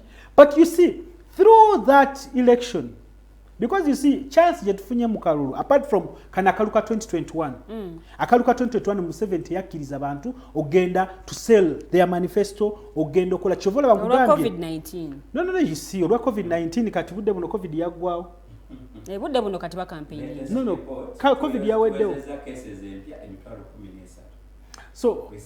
So nze kyenjagala tuleme okupushinga abana Uganda nammwe abana mawulire okulaga bana Uganda options ezikoze eki, because you see, let me tell you this, lwaki ffe tugezaako okugamba mbu this country has seen enough blood. This country buli president aba alayira omulala abeera ku border, ono agenda okulayira ku parliament oba ekololo abuuka mirambo. That's why you see it has taken us this long. Nze by 2006 I was an activist of the FDC as a youth winger, ng'omwana omuta yaliwo nga nze nziruka eno neeri. But right now nkuze, I also have a family, abaana abange benzadde nabo batandise okuparticipating mu politics. That's why it has taken us that long, because we chose to take a long path. Naye nga long path nga kiki kye tunoonya, nga tunoonya okulaba nga tufunye a democratic transfer of power. Kubanga that chance bazadde baffe tebagirabako. Naffe we have been denied that. So we are trying to see how can we lay a foundation for our abaana baffe abajja, the generations to come. Tetwagala naffe kulekawo ekibi ekisikire. But it's like everyone is pushing us that, you know, it's not possible. What is possible, we have to go back and shed blood. And that's what we've denied. We've said we are denying Ugandans. Uganda okufa in the name of me becoming a president or an MP. It's not whatever. Techetagisa what we want. Mwami Museveni chichinye ky'abana Uganda kyebamuwa, that you should push them to that level. For them, you know, okujjako oba mu ntebe eyo balina okuyita gye wayita. I think it's beyond that. I think abantu ffenna nga abanaddiini, abanamawulire, bannayuganda ffenna we tuli, ebyobuwangwa ffenna tumukire wamu, tutunulire into these things. Otunulire the nature of elections ze tulina mu ggwanga lino. Tusooke tuzikube mu tooki, tulabe zitutwala wa. Because lino eggwanga bw'oba olitunulira today, ng'olaba the divisions, confusion, Mwami Museveni ne team ye gye bacreatings. Nze waffe Hoima gye nva nkubuulira. Hoima, Bunyoro was a nation. Nga Bunyoro nga everyone, you don't need to be a Bunyoro to live in Bunyoro. We lived in Bunyoro nga omanyi mulimu abalugwala, mulimu abachi, nga ffenna tuli kintu kimu. But now, right now, instead of even us fighting about the injustices, ezitutuseeko kulwa amafuta, Bugoma forest is going. A forest that our grandfathers protected, emyaka 13 emabega, bazze bagisaanyizaawo omuyindi asimbyemu ebikajjo. We cannot talk about that, but what we are fighting is bano bafuruki batutte ettaka lyaffe, bano bagundi bakoze ki, but we've lived with them. Bachiga have been in Bunyoro for a very long time. Barugwara have been there. Whatever have been there. Baganda have been there. That's why you find that we have mixed names. Yosanga, Walioba Kasule, Walioba, that kind of whatever. But because Mwami Museveni ye ayagala tulema okufocusinga ku bintu ebitukwatako, ye atutunuliza biri ebikola ki ebitu dividing instead. So, and for us as opposition, maybe as abantu abawulira abagala eggwanga lyabwe, fetulaba that kind of route twagala ogitekinga, because tulina ennimi wano ezisukka mu 50. Tulina tribes zimanyinga mmeka.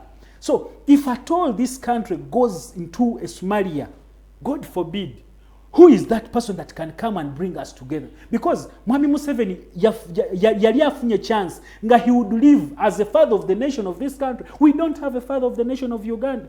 Today in Kenya bali mu campaigninga. Yesterday I was watching Raila in Kisumu. Na yolaba those elders bavayo najja nayogera ng'ekisaawe kijjuddemu emitwalo gy'abantu na kyonna kisirika. They are listening to that elder because he served, yaservinga bulungi abantu be, n'akwata ekkubo n'agenda n'awummula, kati budde buno he's shaping opinion, aweereza direction. We don't have that. Ebintu ebitwali tulina, it was the constitution nga mulimu term limits, nga mulimu age limits, nga sobola otuyamba okufuna that kind of a peaceful transfer of power. That's why you see for them ensonga bagijje mu transition bagitadde mu succession. But Ugandans, they are in a hangover area, that Musevenism. We are trying to see how do we get them out of that. It's out of a peaceful transition. Not a succession. Peaceful transition. That's what we have to fight for. We shall. That's what we have to fight for. That's why we have to come out very clearly and talk against violence. For them, muneku camera. It is okay to do violence. It is okay you can get out a pistol even in parliament. It is okay you can get out a pistol neboba in front of these cameras on a media house. Mwami Kasule, Council Kate nzireko ewa Mwami Otebe ngenda kubankudira katono nyo Mwami Otebe. Ng'eggwanga Uganda bw'otunuulira obululu bwe tubadde nabwo bubaddemu emivuyo, abantu obulamu bw'abantu ne bulugenderamu. Tusobola tutya okufuna akalulu akataliimu mivuyo wakati w'abantu wamu ne security oba nabyo ebyokwerinda? President Museveni nga candidate wa NRM yali ali mu kalulu nagwa statement agamba I'm the master of violence. Yakyogera neti yakijja mu bbanga yagamba nti neesimbyewo ndi candidate naye ate mmanyi nti ze president nkyayina mandate ekola ki efuga eggwanga ate eyitebenkesa eggwanga. Nakana akalulu akawedde ndowooza yali ndowooza mu Karamoja nga wali akavuyo ke batadde mu ggwanga. Kakati obuzibu bwe tuyina bamwami Kasule bano n'abalala bo balowooza nti bwe baba bagenze mu kalulu kakufa na kuwona. Weziba tetuwangudde oli afa. Singa otunuulira kugundi ku police report bakulaga nti effujjo lyonna lyalikolebwa mu kalulu libeera imported.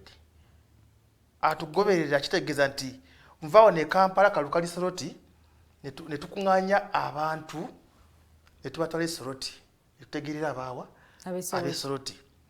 Kati ne weesanga nti olyagala kulaga nti nze leader of opposition Mwami Mpuuga I'm present. Nze gundi I'm present. So kijja kulabika bubi nnyo nga NRM etuwangudde. Wachi tutekewo ki akavuyo. Manyi balungi mu kujja ku black mailinga. Timwala police yakoze kino. Naye Electoral Commission ekolagana ne police okusobola okuteekawo akalulu ak'emirembe. Tosobola kuvaayo n'okola effujjo mbuloko oyagala democracy a prevailing by force. Police ekuleke bulesi. Nze siba mbagamba batugoberera batulaba endali mu kalulu akawedde nesimbawo naye bano bateekawo akavuyo nga bakutte candidate omu wa NUP. Bano bateekawo akavuyo ne balumba buli candidate wa NRM ne bayuza ebipande byaffe ne bakuba abantu bwegambye sinebeera ku nkenke nze wange mu ddakiika emu naweza abakongoli ndooza balinga 8 nga bayingira wingize wange olugirugule nga babakuba buli bakoze eki kakati bwe tuba twagala kalulu k'emirembe bano balina okuddayo wansi nga bali wamu ne electoral commission nga sigise ebbali banyonyole bannayuganda nti bane bwe tuba twagala okuzimba demokrasiya tukkirize tewali ekyo bayita defeat tugenda mu kalulu nga tusuubira nti NRM egenda okuwangula eba tebangudde ife nete bagenda bagamba twagala ki twagala win naye mu kalulu jikira tutegeeza kutunda manifesto ono abadde agamba nti Mwami Museveni yalemesa opposition okutunda manifesto yaayo mu kalulu tutunda manifesto Lilian kubanga kwana muwala n'omusuubiza ensi n'eggulu bakiza n'akutwala ewaabwe wera ne wagana teguba muki teguba musango kati bano olw'okuba nti balaba nti NRM buli lukya yenyweza mu buyinza tebakyalina makubo ga kalulu ge basobola kukola ki kujjako NRM so balizootinga mu violence ne bagicreatinga balage ensi Human Rights Watch tuzamula ekiri muki ekiri mu Uganda ne tukize tugaane aba NRM bantu opposition ni bantu jukira byaliwo mu mwaka gwa 2022 sorry mu 2020 mu November azukira bulungi namba y'abantu abafa yes abantu ati kugamba kyembadengeza okunyonyola nti nali mu kalulu nange so opposition be bakola akavuyo ako bakwata candidate omu ne bamugamba mune kusinzira ku covid gwe tuyina tugobere guidelines yene yefula ewa kitalo kati police we yamukwata bayina bagamba bakutte omuntu waffe violence netandika ekyali tiro omukulembeze gw'eggwanga okuva mu kalulu ke kalama nagamba ate nze president twetaaga sanity mu ggwanga lino kyengamba nti bano balina okuddayo ku drawing board ne electoral commission bina kugamba wano nti aliko yawangulira ku bulukenda bwali butono nnyo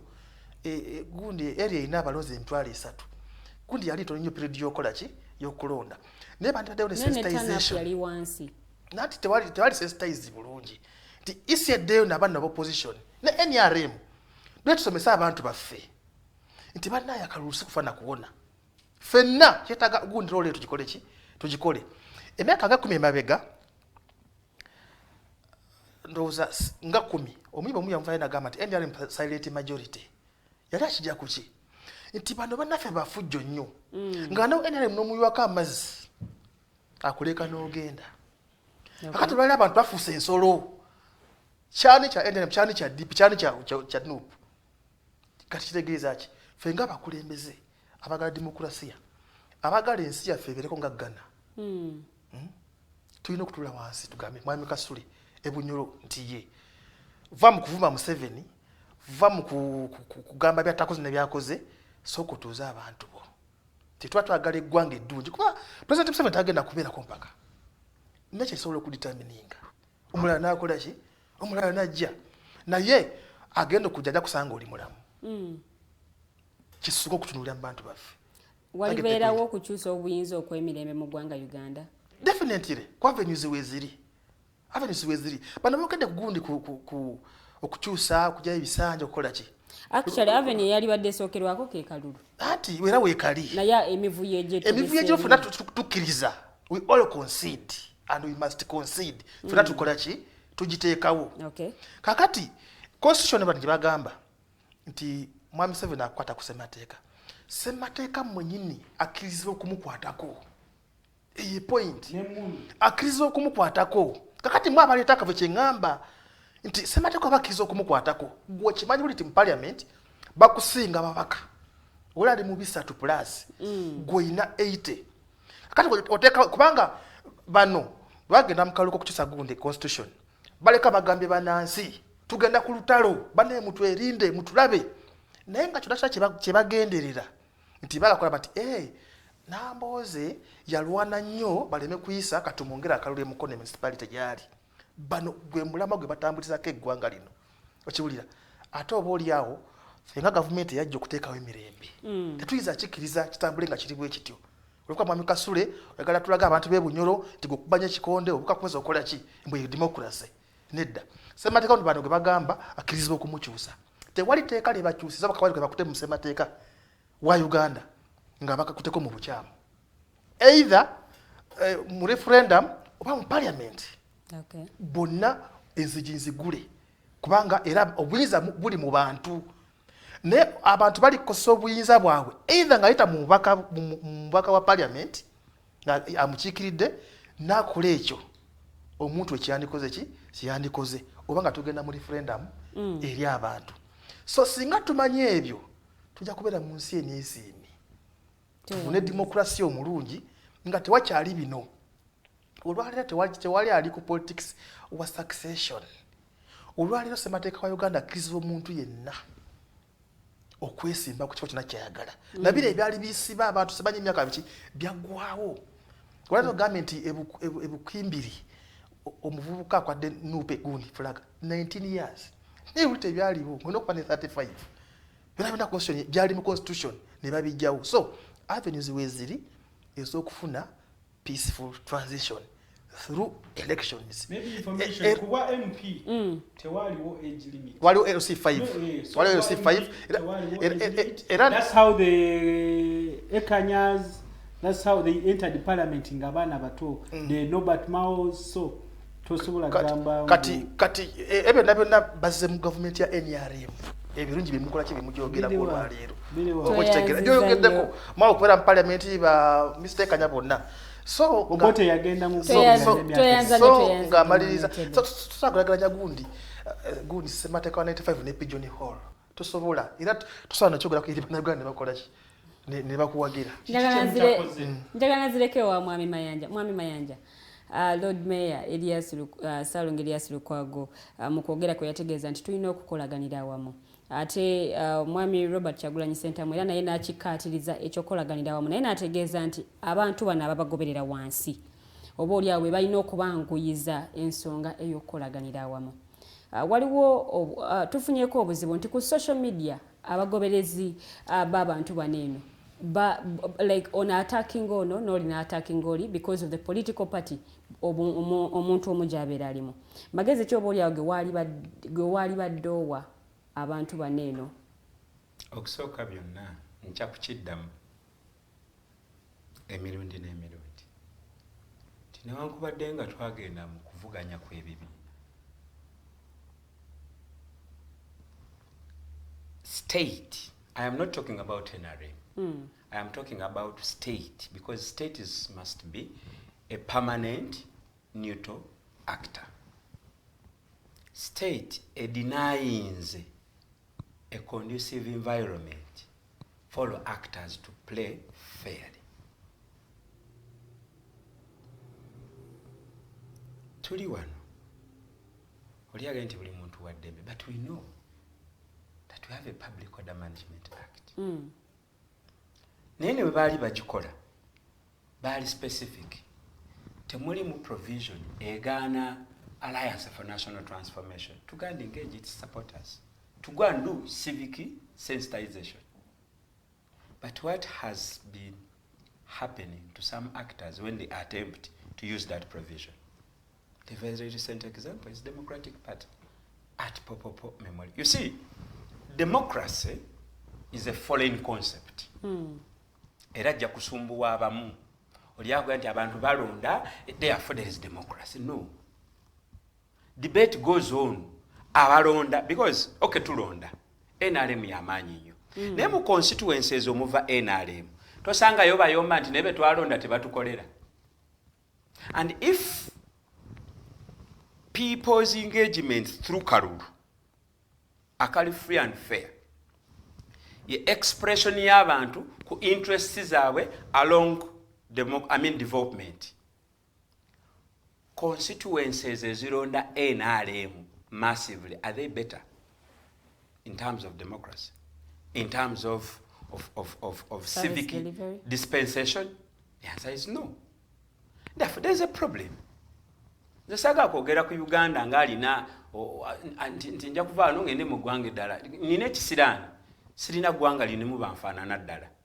For me it is Uganda choice number 1, Uganda choice number 2. So abantu baffe betwagirawo political education ku ssomero nga tulina ensonga zaffe. Abantu baffe betwagirawo civic education ku primary level nga tulina ensonga zaffe. We want to market that mono agenda. Ne tukijjawo ne ku political ne ku university. Abantu baffe betwakubira cooperative movement, because that was another space. Abantu je bafunanga interactions on a cross section of issues. Netuzikuba ne tukola ki? Netuzijjawo. Kati olwaleero Omunnayuganda wajja agenda okutegeera issues ki ze tulina okutunuulira nga Bannayuganda collectively, therefore to debating on how we are supposed to act politically. Tewali. Wachiwulira? Naye lwaki kijja nti someone has got an inferior ideology, and in order for that ideology to survive you must use coercion, not persuasion. Singa omuntu yali akkiriza kati kankuwa ekyokulabirako nti President Museveni and the NRM for quite some time bo mindset yabwe ebadde nti infrastructure development.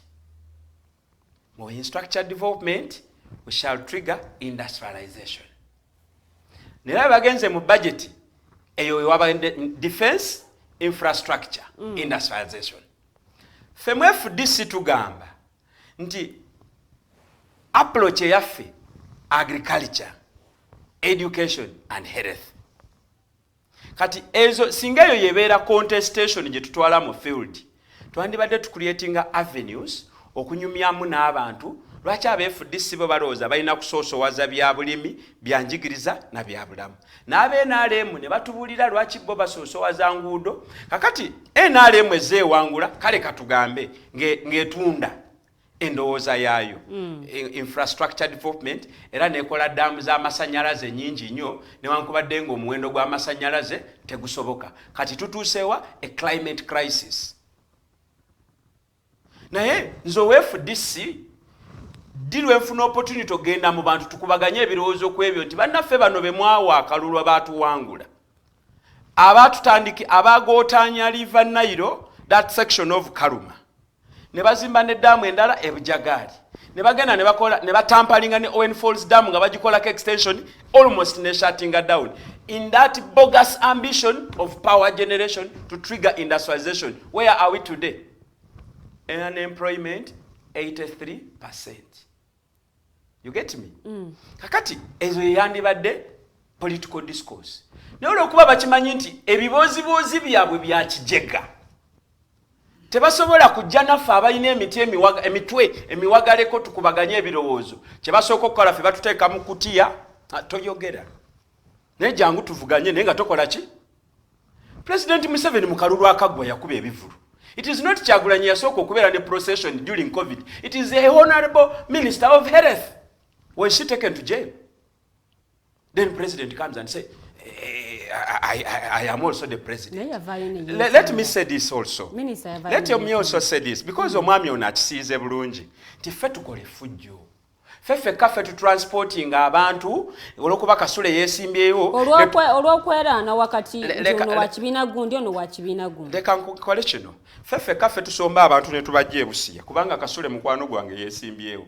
Ffe tulina buses eziriko ekigambo NRM mobilization tracker ne tubajja ebusiya ne tubaleeta ehoima. Nze ekyo sikiwakanira, that is not an issue. Okiwulira?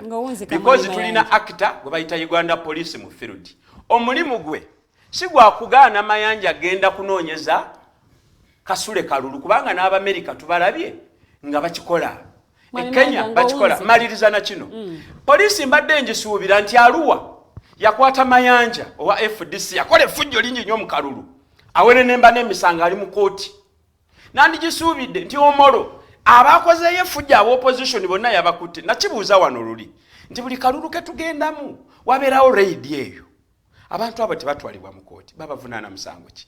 So it is not also proper okimira no ganti abakola effujjo benare bamini be FDC oba opposition. No, because if enamu kalulu tubeerayo Rosemary Seninde talondera Soroti, Tango Doi talondera Soroti, mu multi-party olw'okuba tutunda ndowooza. In fact, mu modern multi-party, tetwanditaddewo na candidate, twandigenze na manifesto na idea ya kibiina nga tutunda agenda ya kibiina. Ekibiina bwe kiwangula nduga nti kati Kasule gw'osinza obitegeera agenda. Era Kasule bw'atuukayo ne yeemamaaza nga tumugjayo in the middle of the term ne tuteekayo omulala. So bya bulimbo gamba nti ffe tukole fujjo. Singa ffe tukole fujjo singa tuli makomera. Toyanziza mwami Mayanja, toyanzege mwami Otebe nawe wensabira osiibule. Bajja batugoberera. Mwebale kutugoberera bulijjo. Kyembasaba nga bannayuganda ffe tuba tuze wano tuba tuze kwogera ku bizimba eggwanga n'ate byetwogera si bye biri awo oba oli awo bye mulina okugendera Kenya londamu byolala tebisobola okuzimba eggwanga sibula ku lwange sibula ku lwange oyogere byoyagala. So bannayuganda bado banyumirwa okwogera kyobola tubazimbako eggwanga nga bali mu kwogera. So twogera wano byonna gwe londamu byolaba bikola ki ebizimba eggwanga kuba sinze oba oli awo asinga okutegeera ennyo ku nsonga zino ezigenda mu maaso. N'olw'ensonga eyo ekyokubiri we tuba tuze wano mwami Lilian kino nga maliriza tweŋŋana ebitiibwa.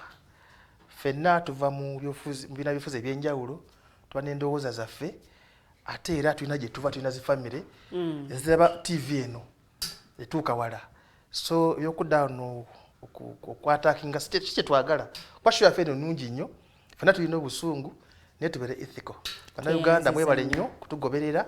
Amanya asigadde Otebe Robert Prince Totoman NRM odako nja kujja kunyonyole yanziza mwami Otebe mwami Kasule Madesa posibula batulabe olwaleero. Abannayuganda mutunuulire nnyo amaaso gammwe gabeere Kenya ekigendo mu maaso kitukwatako because we are landlocked country. Ebisinge obungi ate naddala amafuta ganago obuseere ge tulina agatono ge tukyalinako gaveeyo. So tubasabire nnyo mubayite mu mbeera era njagala kwebaza omubaka wange wa parliament okuva Hoima raising that issue on the floor of parliament. Ate government neeraga mbu tebalina bwetegefu bwonna bwe balina era nga bwe tuliko nga bulijjo bwe mbagamba mbu tuliwo ku lwa Katonda. So kati twongere okusabira ebiri mu Kenya bisobole okuyitamu bulungi so that tetufunanga ekyaliwo mu 2007 ekisobola okutuleetera okututataganya emirimu wano. Abaana bawummudde tugezeeko abazadde okutunulira mu baana kubanga engeri curriculum bwe bazikyusa ne COVID emyaka ebiri gye baamalanga abaana bali waka abaana bazze nga tebakoze bulungi abaana ebintu tebabitegeera bulungi. Tutuuleko n'abaana baffe tugezeeko okulaba nga tubalungamya tutegeere kiki kyennyini ekibatawaanya mu kusoma. Tweyanziza nnyo mwami Kasule n'olw'ebigambo ebyo byogeddwa sagala kubanga ate nyongerezaako ekigambo n'ekimu. Njagala kwebaza buli muntu ssekinoomo abaddeko ku program olunaku luno olwaleero ate ne mugoberera bulungi nnyo abakomentinze mwebale nnyo mwebale ddala nnyinza obutasoma amannya kugamalayo naye ng'ate mwebale nnyo omulimu gwe mukoze gubadde mulimu gwa ttendo nnyo. Njagala okwebaza ate njagala okwebaza Caroline Kali Calds agamba thanks for the show webale nnyo kubanga kwoli. Aziz Muwaira naye agamba mwebale nnyo. Businje Fiona webale nnyo kubanga kwoli. Sam Morgans mu Germany naye kwali n'abalala bangi nnyo ababaddeko tumusiime kato mukulu Nomanto Muhimbise tweyaziza nnyo tweyanzege mwenna batugoberedde okuva gye twatandikidde paka wano ate we tugenda okubanga tuwunzikira show yaffe ey'olunaku luno olwaleero buli lwakutaano ssaawa emu yakawungezi mpaka ssaawa 3 ez'ekiro. Nze kennyini Kamakoogera Omumbejja Luwede Lilian mbaawo wano ate okubanga njikutuusaako n'abaami bano be mulabye olunaku olwaleero abatwegasseeko okuli omwami Kasule Ismail, omwami Otebe Robert Prince ate nga okono okugatta omwami Robert Mayanja bwe tubeerawo wano eno buli lwakutaano okubanga ate tukutuusaako program eno. Njagala okwebaza benkoze nabo olunaku luno olwaleero omwami Rogers Rehabwe yabadde ku kamera so nga ate mu control room wabaddeyo omwami Jeremiah Mukibi okusobola okulaba nga program ebeera kikyemulabye olunaku luno olwaleero. Tusinkane olunaku olw'enkya ku Snaptalk ssaawa 12 paka ssaawa emu eyakawungezi. Kambagaliza weekend ennungi mwedaba.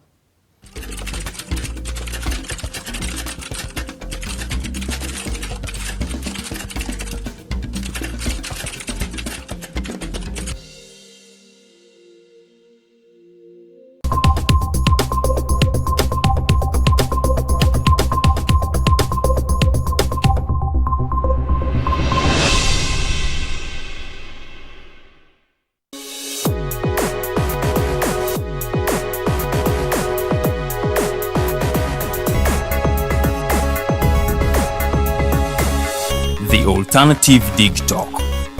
Real issues, real talk.